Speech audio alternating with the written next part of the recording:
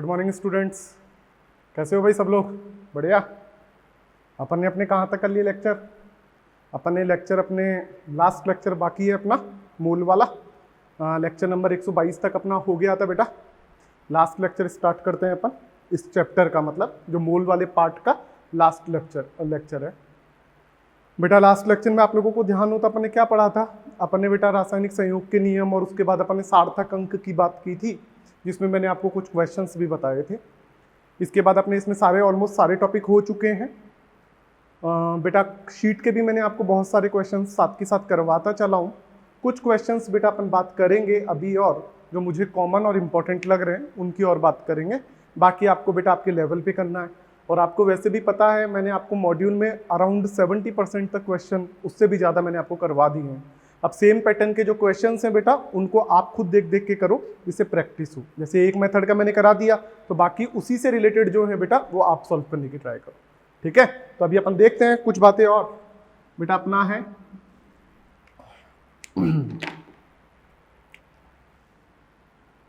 Lecture number 123। बात करते हैं बेटा अपन इसमें। अपना जो चैप्टर चल रहा था बेटा, वो चल रहा था मूल अभिधारणा, मूल कॉन्सेप्ट।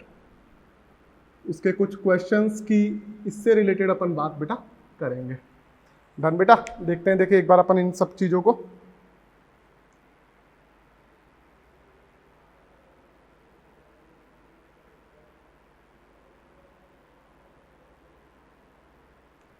तो बेटा कुछ क्वेश्चंस की बात कर लेते हैं। सार्थक अंक वगैरह समझ में आ गए थे? क्या बताए थे आपको? एक बार उनको रिवाइज कर देता हूँ। सार्थक अंक बेटा अपन ने कुछ नियम पढ़े थे, इसमें आपको घबराने की जरूरत नहीं है। फिजिक्स में भी बेटा आप सार्थक अंक पढ़ोगे, ठीक है ना? फिजिक्स में भी आएगा, वही सेम रहता है मेथड बेटा। सार्थक अंक क्या होता है? किसी भी मापन को यथार्थता से यदि हमको व्यक्त करना है तो उसके लिए हमारे को सार्थक अंक के नियमों की आवश्यकता होती है। इसके लिए जो बेटा नियम है, पहला नियम कि जितने भी बेटा अशून्य संख्याएं हैं और उनके बीच में आने वाले जीरो हैं, वो सभी सार्थक अंक में काउंट होते हैं, याद आ गया होगा। दूसरा बेटा अपन ने बताया था कि सभी अपने पास जितने भी लेफ्ट हैंड साइड आ रहे हैं, राइट हैंड साइड आ रहे हैं शून्य दशमलव के बाद, उन्हें काउंट करेंगे नहीं करेंगे। इसके बाद मैंने आपको बताया था बेटा चरघातांकी जो प्रदर्शन होंगे, चरघातांकी प्रदर्शन में बेटा अपन क्या करते हैं? अपन केवल आंकिक मान को लेते हैं, पावर जो होती है घात उसको काउंट नहीं करते। इसके बाद बेटा मैंने आपको राउंड ऑफ करना बताया था कि किसी भी चीज को लमसम में कैसे करते हैं। तो यदि हटाया जाने वाला जो मान है वो 5 से ज़्यादा है या 5 से कम है या 5 है। इसके बाद बेटा अपन ने गणना की बात की थी कि जोड़ने घटाने में सार्थक अंक की किस तरीके से हेल्प ली जाती है, गुणा और भाग में सार्थक अंक की किस तरीके से सहायता ली जाती है बेटा। अब अपन अपने इसको आगे स्टार्ट करते हैं, जिसमें मैं आपको कुछ क्वेश्चंस की प्रैक्टिस कराऊंगा लेवल 1, 2, 3, 4 में, जो मुझे लग रहे हैं जो क्वेश्चंस अपने इंपॉर्टेंट भी है और आपको करवाए जाने चाहिए बेटा। जो आज अपन बात करेंगे वो पूरे मोल कॉन्सेप्ट में किसी भी टॉपिक से हो सकते हैं, क्योंकि स्टेज 1, 2, 3, 4 अपन सारे मिक्स क्वेश्चन करेंगे, जिससे आप लोगों की प्रैक्टिस हो जाए, ठीक है बेटा? घबराने की जरूरत नहीं है। आप इसकी स्लाइड नंबर 100 से अपन ने मोल चालू किया था, वहां से कंप्लीट आप धीरे धीरे देखोगे तो बेटा आपको बहुत सारे क्वेश्चंस शीट के मॉड्यूल के जो हैं वो आपको स्लाइड्स में ही मिल जाएंगे, तो टेंशन की जरूरत नहीं है। बाकी आपके पास व्हाट्सएप काउंटर जो होता है, डाउट काउंटर, उसके ऊपर आप पूछ सकते हो, तो बेटा आपकी सारी प्रॉब्लम्स दूर हो जाएगी। डन बेटा? और बेटा चीजें थोड़ी सी मैंने आपको अच्छे क्वेश्चंस भी कराए हैं, तो घबराना नहीं है कि सर ये तो बहुत टफ क्वेश्चन है बेटा। केवल इजी क्वेश्चन करने से अपना सिलेक्शन नहीं होगा। अपन ने मोल इस तरीके से पढ़ा है कि जो चाहे टारगेट का बच्चा हो चाहे कोई भी बच्चा हो, उससे भी आप बेटा क्वेश्चंस में भिड़ सकते हो, अर्थात आप भी बेटा उन क्वेश्चंस को सॉल्व कर सकते हो। समझ में आ गई बात? चाहे आप मॉड्यूल के लेवल 4 जो आपका स्टेज 4 है उसका सेक्शन ए है, उसके क्वेश्चंस को करके देखना भाई सेक्शन ए में कौन से क्वेश्चंस आते हैं बेटा जो पिछले साल नीट में आए, तो वो क्वेश्चंस आपसे हो रहे हैं, वो क्वेश्चन आपसे हो रहे हैं बेटा, इसका मतलब अपन ने तैयारी उससे अच्छे लेवल पे की है। डन बेटा? तो बेटा आगे बात करते हैं कुछ क्वेश्चंस की अपन।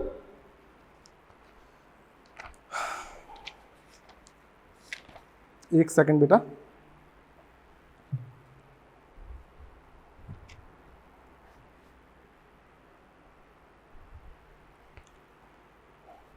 जैसे बेटा क्वेश्चन नंबर अपन बात कर रहे हैं स्टेज 1 में बेटा, एक्सरसाइज 1 में क्वेश्चन नंबर बात कर रहे हैं 19। डन। तो बेटा एक्सरसाइज 1 में क्वेश्चन नंबर 19 की बात करें तो देखो क्या बोल रहा है, हाइड्रोकार्बन का 1.5 ग्राम जब दहन किया जाता है, कब? ऑक्सीजन की अधिकता में, तब यह 4.4 ग्राम CO2 और 2.7 ग्राम जल को उत्पादित करता है। तब यह आंकड़े किस नियम को प्रदर्शित करते हैं? दोबारा सुनो क्या बोला, 1.5 ग्राम हाइड्रोकार्बन की ऑक्सीजन की आधिक्य में दहन कराने पर 4.4 ग्राम CO2 तथा 2.7 ग्राम जल बनता है। तब यह आंकड़े किस नियम को प्रदर्शित करते हैं? तो बेटा आपको मैंने जब एक लिखवाए थे रासायनिक संयोग के नियम, उसमें पहला आपको नियम लिखवाया था द्रव्यमान संरक्षण का नियम। वहां पे मैंने आपको बोला था कि कोई भी रासायनिक अथवा भौतिक परिवर्तन हो तब उसमें बनने वाले क्रियाफल या उत्पाद की मात्रा भाग लेने वाले अभिकारकों की मात्रा के बराबर होती है, अर्थात अभिक्रिया से पहले मात्रा और अभिक्रिया के बाद में मात्रा नियत रहती है। इसे बेटा द्रव्यमान संरक्षण का नियम कहा जाता है। समझ में आती है बात बेटा? तो आपका बेटा इसमें पहला ही ऑप्शन करेक्ट होना चाहिए, द्रव्यमान संरक्षण का नियम। समझ में आ गई बात बेटा लॉजिक? बेटा जब भी कोई अभिक्रिया की, कोई आंकड़ों की बात कर रहा है, इसका मतलब बेटा अपन किसकी बात कर रहे हैं? द्रव्यमान संरक्षण के नियम की बात कर रहे हैं। क्योंकि हाइड्रोकार्बन का दहन मैंने आपको संतुलित अभिक्रिया लिखवा रखी है, और संतुलित अभिक्रिया में मैंने आपको बोला था कि अभिक्रिया की रस समीकरण मिति से हम कह सकते हैं कि उस अभिक्रिया में जो गुणांक है संतुलित अभिक्रिया के, वो उसके मोल, उसके आयतन, उसके अणुओं की संख्या सभी को प्रदर्शित करते हैं। समझ में आती है बात बेटा? बेटा इसके बाद अपन एक क्वेश्चन नंबर इसका 20 भी देख लेते हैं, क्या बोल रहा है, स्टेज 1 का ही क्वेश्चन नंबर 20। ये क्लियर हो गया, इसमें कुछ लिखने की जरूरत नहीं है। स्टेज 1 का क्वेश्चन नंबर 20 बेटा क्या बोल रहा है, आपको बोल रहा है कार्बन और ऑक्सीजन मिलके दो यौगिक बनाते हैं, कार्बन डाइऑक्साइड और कार्बन मोनोऑक्साइड। तब यह आंकड़े किस नियम को प्रदर्शित करते हैं? तो बेटा आप लोगों को याद होना चाहिए, मैंने आपको एक चीज बोली थी, गुणित या बहुल का नियम लिखवाया था आपको। लिखवाया था क्या बेटा? गुणित या बहुल का नियम। तो देखो बेटा यहां से क्या बोला है, जब दो तत्व मिलके एक से अधिक प्रकार के यौगिक बनाए तब उनमें उनके भारों का अनुपात देखो 12:16, तो यहाँ से कितना आएगा बेटा 3:4, और जबकि यहाँ से 12:32 ये काटा बेटा तो कितना आएगा 3:8। तब यह बोलता है कि एक से अधिक यौगिक बनाने पर एक तत्व की मात्रा तो समान रहती है जबकि दूसरे तत्व की मात्रा अलग अलग रहती है। तो अलग अलग रहने वाले पदार्थ की मात्रा भी एक समान अनुपात में होती है, अर्थात वह भी एक सरल अनुपात में होती है। समझ में आ गई बात बेटा? तो बेटा हम यहाँ पे यही बात कर रहे हैं कि कार्बन तो यहाँ पे समान अनुपात में है, 12-12 कांस्टेंट है, इसकी तुलना नहीं करेंगे, लेकिन साथ में दूसरा जो तत्व है यहाँ पे ऑक्सीजन है और यहाँ पे O2 है, तो इसके लिए कहा गया है कि ये भी बेटा कैसे होंगे, आपस में एक सरल अनुपात में होंगे। इसको यदि आप चेक करोगे तो 4:8 आएगा, काटा तो 1:2 आया। डन। गुणित या बहुल का नियम क्या बोलता है कि जब दो तत्व मिलके एक से अधिक प्रकार के यौगिक बनाते हैं तब उसमें समान तत्व की मात्रा जो है वह असमान तत्वों की मात्रा से क्रिया कर रही है। जब जिस तत्व की मात्रा अलग अलग है उनका भी यदि हम भारों का अनुपात देखें तो एक सरल अनुपात मिलता है। इसे बोला जाता है गुणित या बहुल का नियम। तो बेटा इसका मतलब यह नियम होना चाहिए, सेकंड ऑप्शन करेक्ट है, गुणित या बहुल का नियम। समझ में आती है क्या बात बेटा? चलो आगे देखते हैं बेटा। नेक्स्ट, ये आपका क्वेश्चन नंबर 20 हो गया है। इसके बाद बेटा अपन बात कर सकते हैं, देखो ऐसा ही क्वेश्चन दे रखा है, क्वेश्चन नंबर 22 एक्सरसाइज 1 में ही बेटा क्वेश्चन नंबर 22 पे आए। वो बोल रहा है निम्न में से कौन सा उदाहरण गुणित अनुपात के नियम को प्रदर्शित करता है? तो बेटा यही उदाहरण है। देखो पहला उदाहरण CO और CO2, तो बेटा ये किसका है? गुणित अनुपात का नियम है। इसका मतलब बेटा इसमें भी ऑप्शन 1 करेक्ट होगा। इसका मतलब बेटा क्वेश्चन नंबर 20 और क्वेश्चन नंबर 22 दोनों सेम क्वेश्चन है। एक में बेटा नियम देके उदाहरण पूछ लिया, एक में उदाहरण देके नियम पूछ लिया, दोनों बेटा एक ही बात हो गई। समझ में आती है बात बेटा? चलते हैं बेटा आगे। इसके बाद बेटा कुछ क्वेश्चंस को और देखते हैं अपन, देखें जो क्वेश्चंस आपको नहीं करवाए हैं उनके लिए और बात कर लेते हैं बेटा अपन। सारे क्वेश्चन नहीं करेंगे बेटा, आपको भी क्वेश्चंस करने हैं, है ना।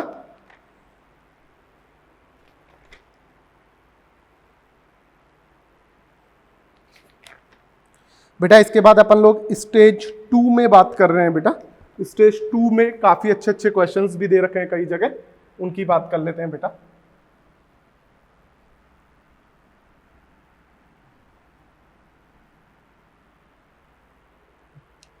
स्टेज 2 में देखिएगा बेटा, स्टेज 2 में क्वेश्चन नंबर देख लेते हैं बेटा 16। एक्सरसाइज 2 में क्वेश्चन नंबर 16। काफी क्वेश्चंस बेटा मैंने आपको करवा भी दिए हैं, आप लोग करके भी देखिएगा भाई। देखते हैं, देखिए क्या बोल रहा है 16 में।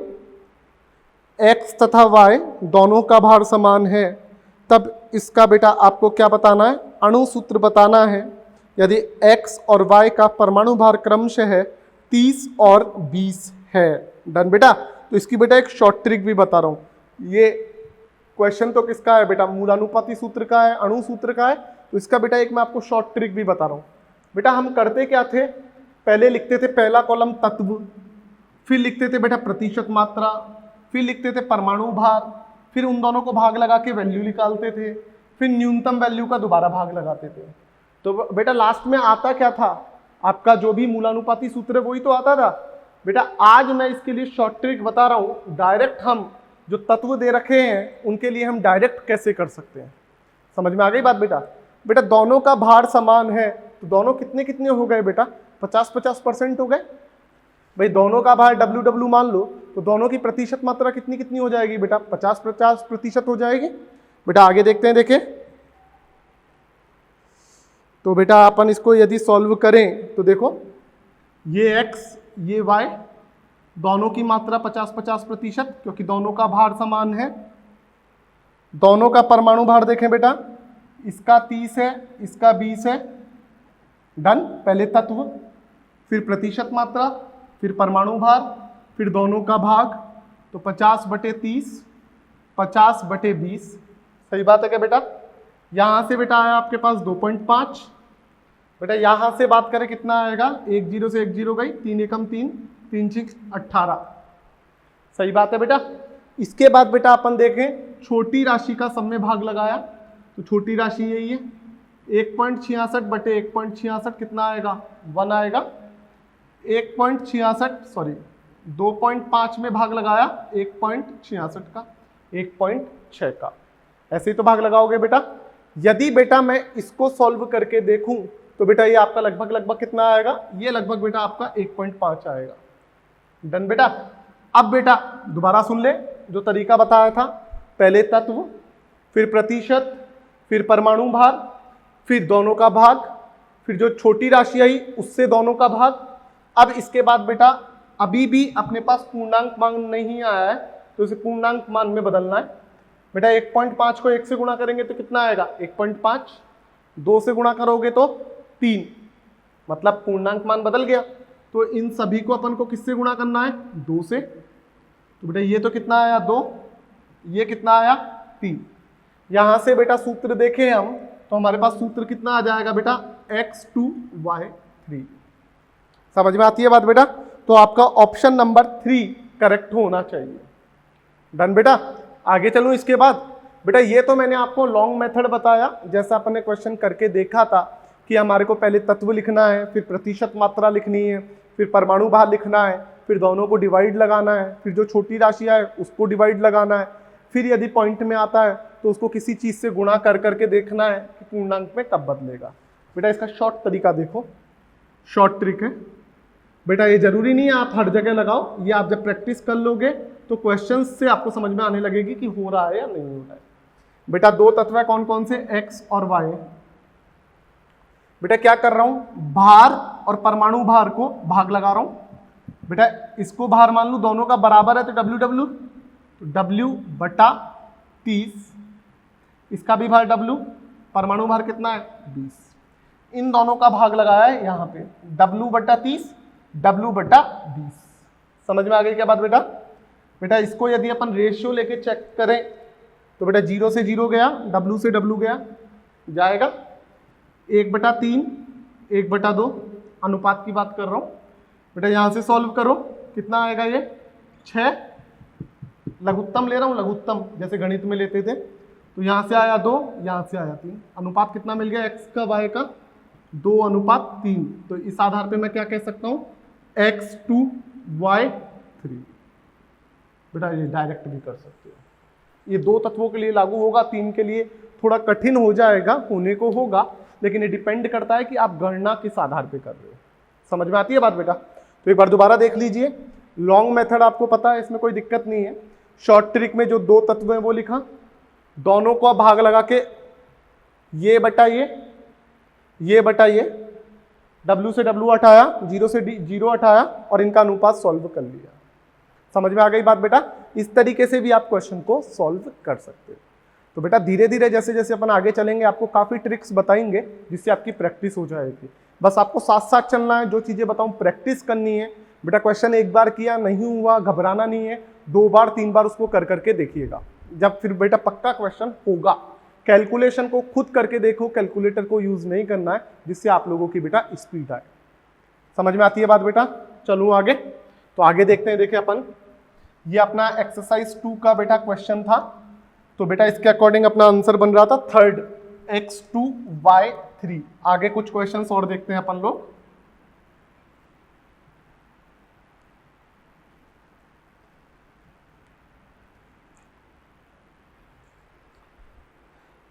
बेटा आगे बात कर रहे हैं,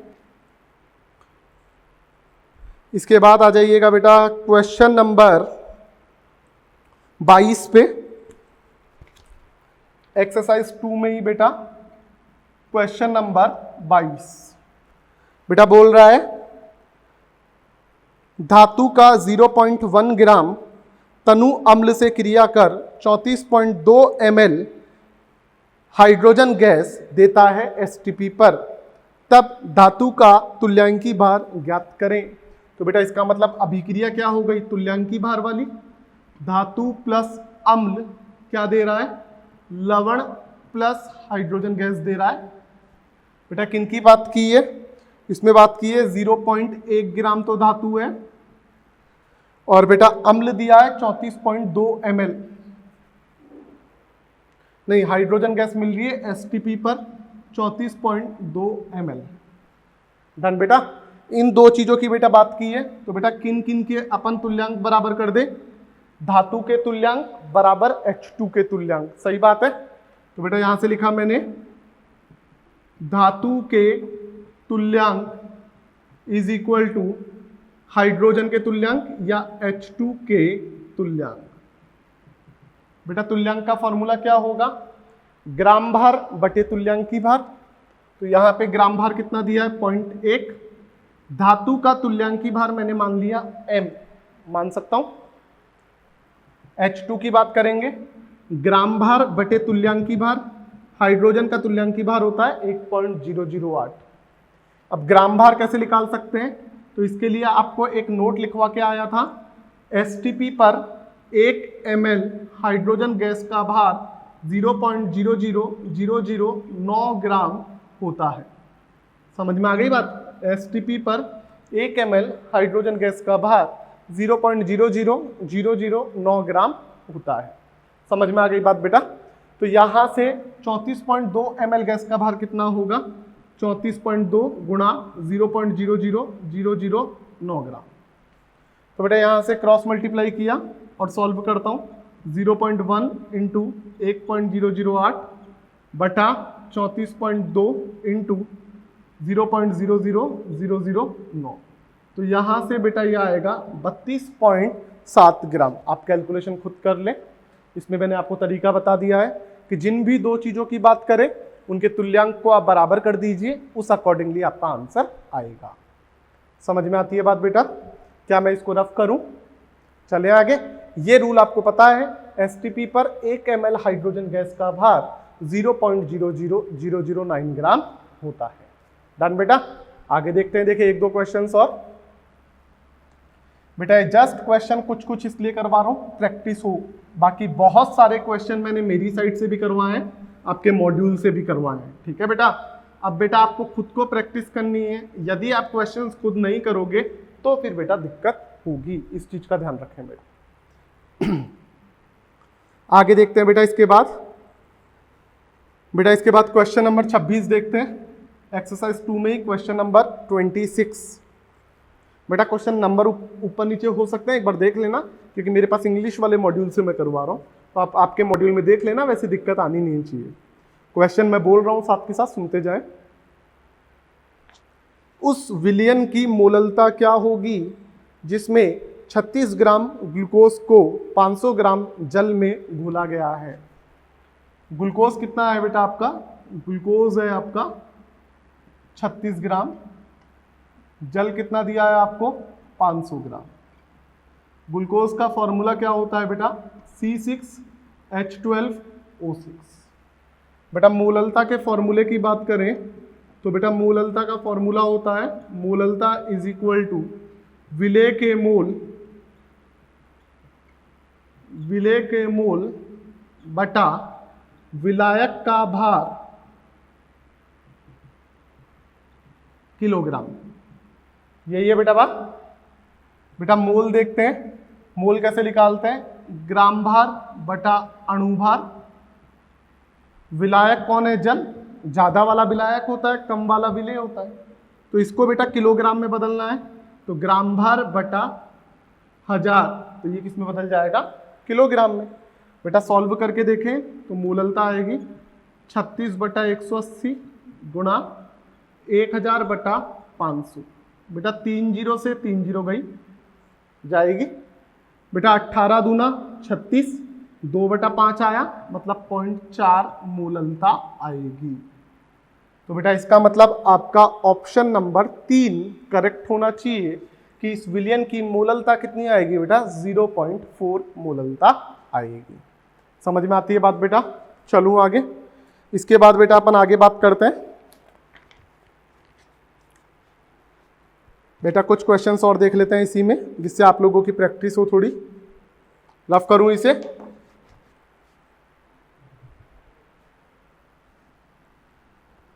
बेटा सिंपल फॉर्मूला लगाना था जिसके थ्रू हमने क्वेश्चन को किया बेटा।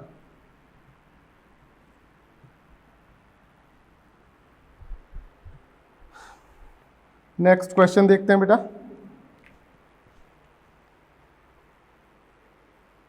इसके बाद बेटा देखिएगा क्वेश्चन नंबर 35, एक्सरसाइज 2 का ही क्वेश्चन नंबर 35 की बात कर रहे हैं बेटा। आपको बोला है एसटीपी पर निम्न में से किसका आयतन अधिकतम होगा। इसका मतलब बेटा सभी के लिए हमको आयतन निकाल के देखना है। तो बेटा ऑप्शन नंबर 1 बोल रहा है 1.5 गुणा 10⁻23 अणु CO2 के। तो बेटा इसके लिए देखिएगा मोल का फॉर्मूला क्या होगा बेटा? अणुओं की संख्या बटा एवोगाद्रो संख्या। और बेटा गैस के लिए एसटीपी पर आयतन का फॉर्मूला क्या होगा? दिया गया आयतन बटा 22.4 लीटर। समझ में आ गई बात बेटा? तो यहां से बेटा मैंने बोला आयतन बटा 22.4, अणुओं की संख्या कितनी दी है? 1.5 गुणा 10⁻23, एवोगाद्रो संख्या का मान 6 गुणा 10⁻23। इससे ये गया 1.5 से बेटा 6 काटा, कितनी बार जाएगा? 4 बार जाएगा। बेटा इसको सॉल्व किया तो यहां से बेटा आपका आयतन आएगा CO2 का 22.4/4। तो बेटा यहां से कितना आएगा? 5.6 लीटर आएगा। समझ में आती है क्या बात बेटा? चलूं आगे। तो ऑप्शन 1 का आया 5.6 लीटर। ऑप्शन 2 देखते हैं बेटा। हाइड्रोजन का H2 का 1 ग्राम। तो बेटा देखिएगा मोल का वही फॉर्मूला, क्या?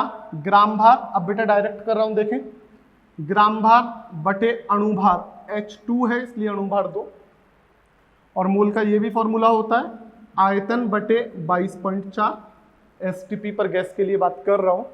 तो बेटा यहां से आयतन कितना आ जाएगा बेटा 11.2 लीटर। ऑप्शन 2 में ये आया बेटा। थर्ड ऑप्शन की बात कर रहा हूं, O2 का 4 ग्राम, O2 का कितना है बेटा 4 ग्राम।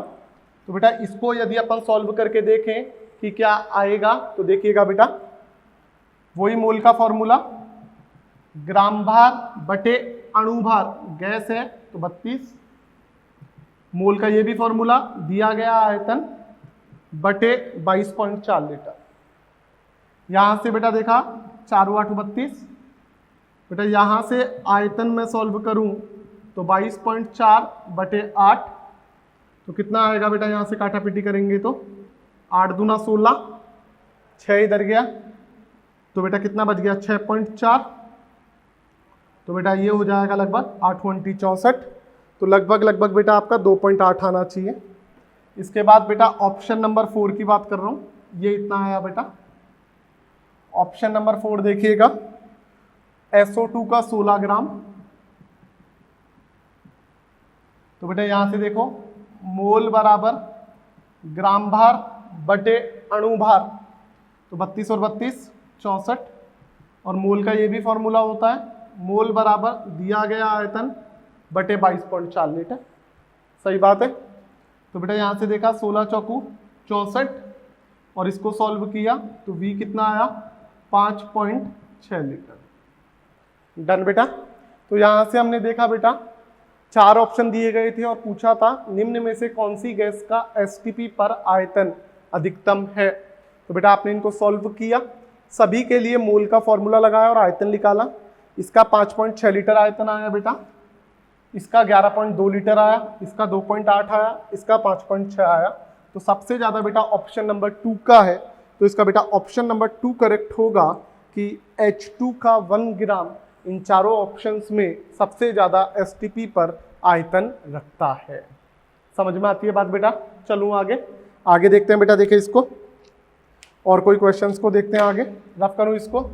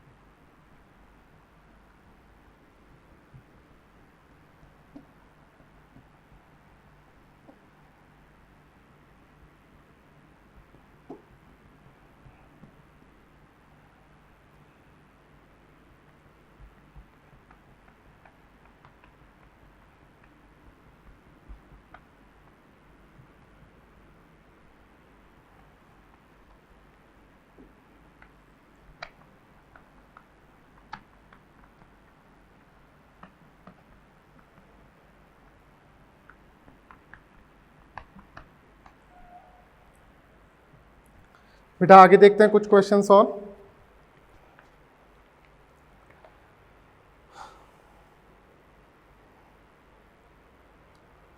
बेटा क्वेश्चन नंबर 45 एक्सरसाइज 2 का,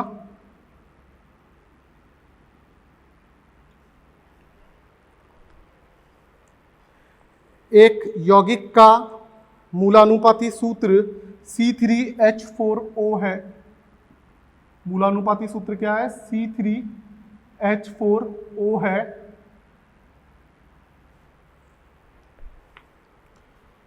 बेटा इसका अणुभार दिया है 168।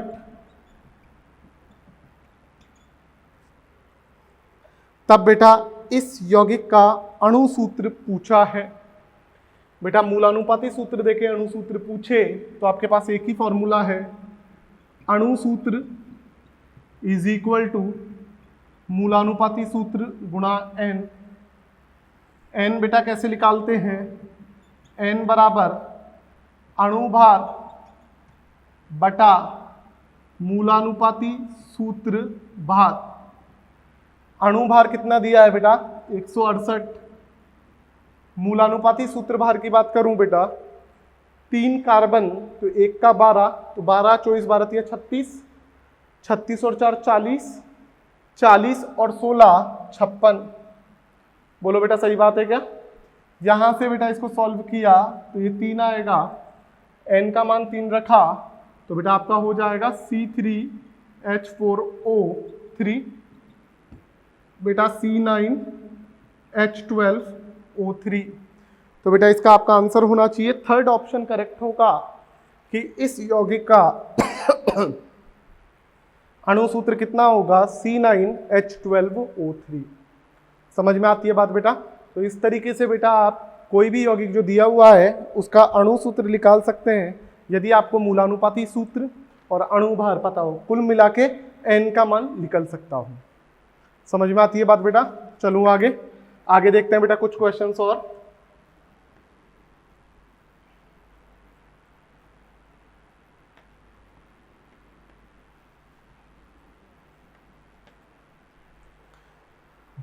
बेटा नेक्स्ट क्वेश्चन देखते हैं।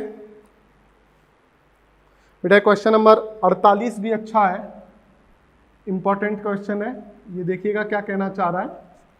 आपको बोल रहा है इट्रियम धातु Y तथा तनु HCl की अभिक्रिया होती है जिससे H2 तथा Y+3 आयन बनता है। तो क्या बोल रहा है, इट्रियम धातु की क्रिया तनु HCl से होती है जिससे इट्रियम +3 आयन और H2 बनता है। बेटा इसको बैलेंस करें तो थोड़ी सी बात समझिएगा, यहाँ पे 3 आ जाएगा। बेटा यहाँ पे 3 आएगा तो इसको थोड़ा सा यदि अपन देखें, पहली बात तो ये तो H2 है, तो बेटा यहाँ पे आएगा, बैलेंस करेंगे तो ये देखिएगा क्या, 1Y 3H, 2 से 2 गया 3H। बेटा ये HCl मतलब H+ देगा, अम्ल है तो H+ देगा, तो इस 3HCl को मैं 3H+ भी तो लिख सकता हूँ बेटा। तो बेटा इसका मतलब +3 आवेश इधर आ गया और हाइड्रोजन 3 का 3 ऐसे चला गया। समझ में आ रही है क्या बात बेटा? तो इसको चाहे H+ लिखो या HCl लिखो, एक ही बात है। बेटा ये क्या बोल रहा है, तब इट्रियम और हाइड्रोजन के मोलों का अनुपात क्या होगा। इट्रियम और हाइड्रोजन, तो बेटा इसकी यदि अपन बात करें तो बेटा ये आपका आना चाहिए, इन दोनों के अनुपात की बात पूछी है। तो बेटा इसका गुणांक कितना है 1, इसका गुणांक कितना है 3/2। बेटा अनुपात कभी भी बटा में नहीं छोड़ते हैं, तो इसको सिंपल करेंगे तो दोनों को 2 से गुणा कर दो, तो बेटा ये कितना हो जाएगा 2:3। बेटा ये आपका आंसर हो जाएगा। मतलब इट्रियम धातु तथा उत्पादित हाइड्रोजन का अनुपात जो होगा आपका वो बेटा 2:3 होगा। समझ में आती है बात बेटा? अच्छा क्वेश्चन है। तो क्वेश्चन नंबर 48 का आंसर बेटा 4th होना चाहिए आपका। डन बेटा, चलो आगे देखते हैं कुछ क्वेश्चन और। रफ करूं इसको, सिंपल सा क्वेश्चन है लेकिन बेटा लैंग्वेज में आपको अटका रहा है, तो आपको थोड़ा सा बेटा लैंग्वेज को, एक क्वेश्चन एक बार में नहीं समझ में आ रहा है तो उसको 2 या 3 बार पढ़ो, उसको ब्रेक करके पढ़ो, आधा आधा करके पढ़ो, जिससे आपको समझ में आएगा बोलना क्या चाह रहा है। और बेटा कॉपी पेन साथ लेके बैठे, हवा में ना क्वेश्चन को करने की जरूरत नहीं है कि ऐसा हो जाएगा ऐसा हो जाएगा। बेटा अभी आप इतने परफेक्ट नहीं हुए, सही बात है ना? अरे बोलो, पढ़ते हो नहीं पढ़ते आप लोग? नहीं सर आप ही करवा दो क्वेश्चन, हम नहीं पढ़ेंगे। बेटा पढ़ोगे नहीं तो फिर डॉक्टर कैसे बनोगे? इसलिए बेटा पढ़ना जरूरी है बेटा। जिसमें आपको तो सारी चीजें करवा रहा हूं मैं बोर्ड पे, नहीं तो इतने क्वेश्चन बेटा करवाना पॉसिबल नहीं हो पाता है। बेटा क्वेश्चन नंबर, इसके बाद में देख लेते हैं क्या बोल रहा है। देखें क्वेश्चन नंबर 58 देख लीजिए एक्सरसाइज 2 में। तो बेटा ये देख लेते हैं हम क्या बोल रहा है। एक द्विक्षारकीय अम्ल जिसका अणुभार 200 है वो 100 ml जलीय विलयन बना रहा है, तब उसके लिए डेसी नॉर्मल सामर्थ्य के लिए कितने ग्राम की आवश्यकता है। बेटा डेसी नॉर्मल बोल दिया, इसका मतलब नॉर्मलता 1/10 है, आयतन 100 ml है, ml को लीटर में बदलूं तो 100/1000 मतलब 0.1 लीटर आ गया। बेटा अणुभार द्विक्षारकीय अम्ल का 200 हो जाएगा। अणुभार कितना हो जाएगा 200। ग्राम भार बेटा आपको निकालना है। बेटा नॉर्मलता की बात हो रही है, बेटा द्विक्षारकीय अम्ल बोला है तो बेटा एक चीज आपको समझ में आनी चाहिए, द्विक्षारकीय अम्ल है इसलिए n फैक्टर 2 होगा। द्विक्षारकीय मतलब 2, त्रिक्षारकीय मतलब 3, एक क्षारकीय मतलब 1। द्विक्षारकीय जैसे H2SO4 तो इसमें n फैक्टर कितना होता है 2। ये सारी चीजें बेटा आपको पता लग गई। बेटा अब इस क्वेश्चन को मुझे करना है तो मैं इसको बेटा ऐसे कर सकता हूँ, क्या नॉर्मलता की बात कर रहा है तो बेटा देखिएगा नॉर्मलता बराबर मोलरता गुणा n फैक्टर। बेटा तो ये आ जाएगा आपके पास मोलरता गुणा n फैक्टर। मोलरता कैसे निकालते हैं, n फैक्टर कैसे निकालते हैं, इनकी बात देखिएगा। नॉर्मलता 1/10 दी है, मोलरता विलेय के मोल बटा विलयन का आयतन। तो मोल देखो ग्राम भार बटा अणुभार, ये तो विलेय के मोल आ गए, ग्राम भार W बटा अणुभार 200, मोल बटा आयतन, आयतन 0.1 लीटर। n फैक्टर कितना आएगा बेटा H2SO4 के लिए या द्विक्षारकीय अम्ल के लिए 2। बेटा यहां से अपन ने सॉल्व किया 1/10 W बटा 200 गुणा 0.1 गुणा 2। समझ में आ गई बात बेटा। तो बेटा यहां से सॉल्व करें, ये हटाया 10 ऊपर आ गया बेटा, 1 0 से 1 0, 1 0 से 1 0, 2 से 2, तो बेटा W इधर आएगा 1 ग्राम। समझ में आती है क्या बात बेटा, क्लियर है। तो द्विक्षारकीय अम्ल जिसका n फैक्टर 2 है, अणुभार पता है, आयतन ये रहा, डेसी नॉर्मल है तो 1/10, तो उसको सॉल्व करेंगे तो बेटा इसका कितना ग्राम आ जाएगा आपके पास 1 ग्राम आएगा। मतलब आपका क्वेश्चन नंबर 58 का बेटा पहला आंसर होगा। समझ में आ गई बात बेटा। इस तरीके से बेटा आप इस क्वेश्चन को सॉल्व कर सकते हैं। समझ में आती है बात बेटा। आगे चलते हैं, देखिए और तो बेटा ये कुछ मैंने आपको स्टेज 2 के क्वेश्चन बताए हैं। बेटा आगे चलते हैं, स्टेज 3 के बेटा काफी क्वेश्चन मैंने आपको पढ़ाते टाइम आपको मॉड्यूल में करवाए थे, मतलब किस में करवाए थे, 7-7 क्वेश्चंस में करवाए थे। और बेटा जो क्वेश्चंस आपसे हों वो आपको करके देखने हैं, अदरवाइज अपन और देखेंगे बेटा क्वेश्चन।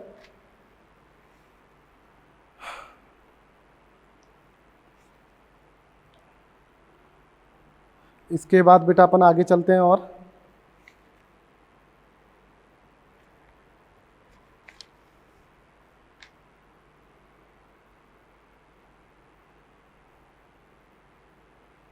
बेटा फिर से एक क्वेश्चन नंबर अब एक्सरसाइज 4 का देख लेते हैं एक क्वेश्चन।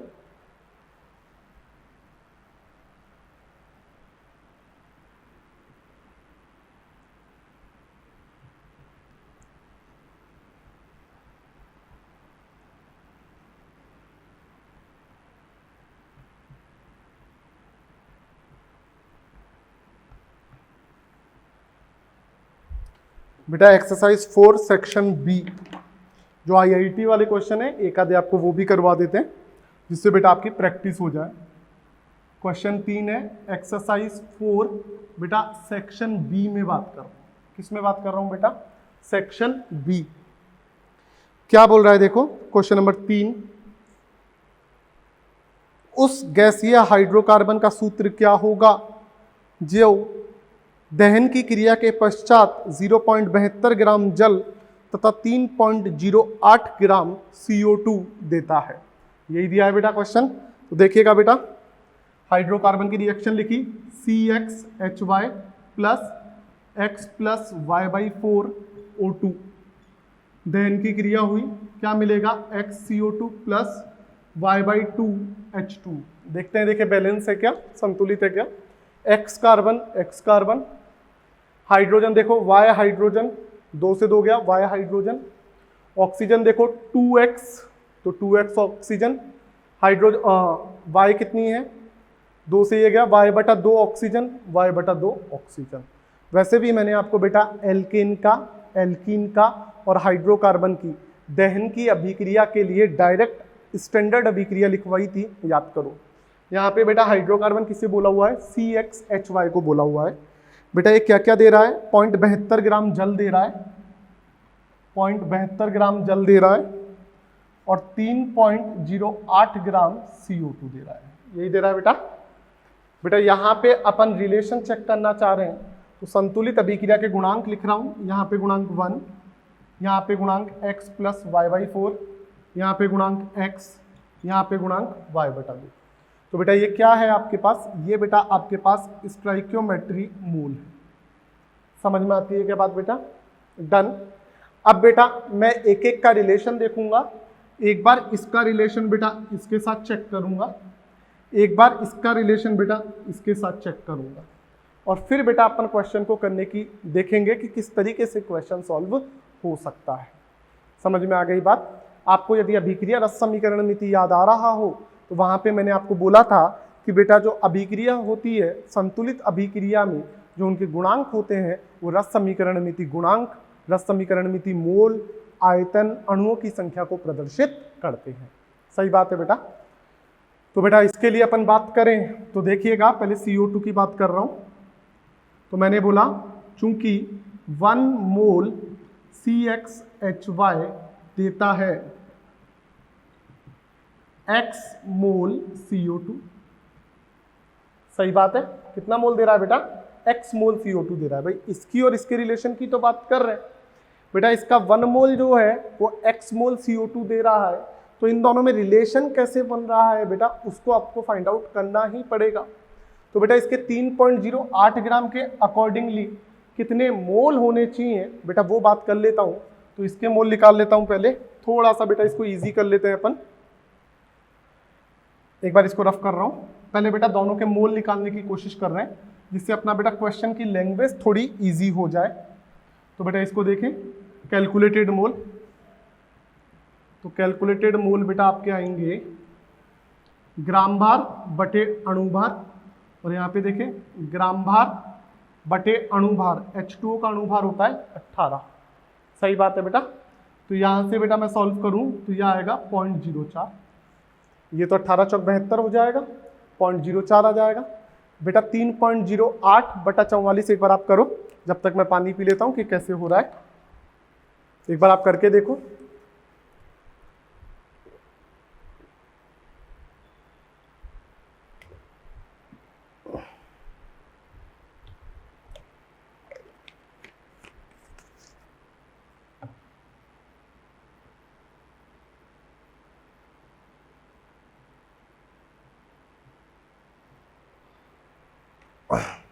तो बेटा ये कितना आएगा सॉल्व करने के बाद?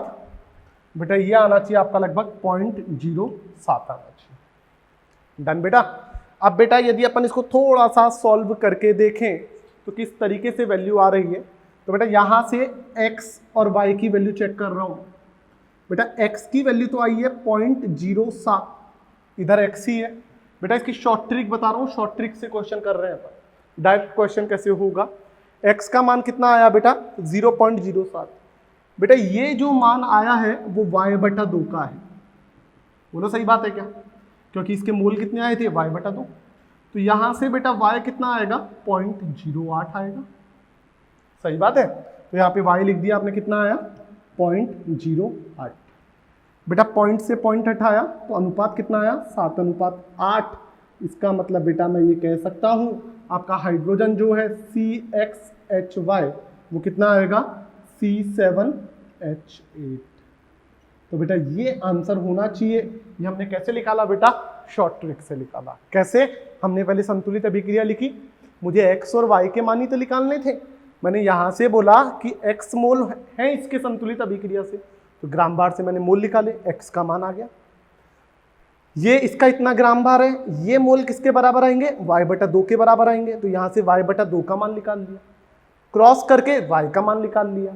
हाइड्रोकार्बन क्या है आपका बेटा? CxHy है, तो x का मान आ गया, y का मान आ गया, काटा पीटी करी तो CxHy आया, जो आपका कितना आएगा बेटा? C7H8 आएगा। समझ में आती है क्या बात बेटा? डन।